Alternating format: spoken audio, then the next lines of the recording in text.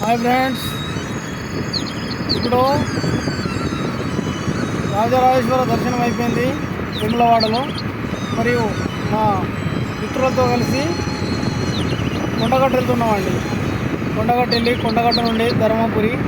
ఇవాళ శ్రావణ శనివారం కాబట్టి వేములవాడ దర్శనం చేసుకోవాలన్న ఉద్దేశంతో వేములవాడ రావడం జరిగింది. దేవుని దయ వల్ల దర్శనం చాలా బ్రహ్మాండంగా జరిగిపోయింది.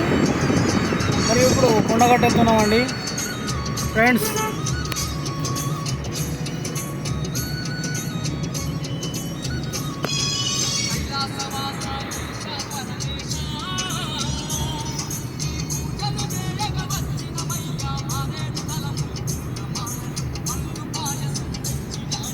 జై హనుమాన్, జై బజరంగబలి. కొండగట్టు జై హనుమాన్.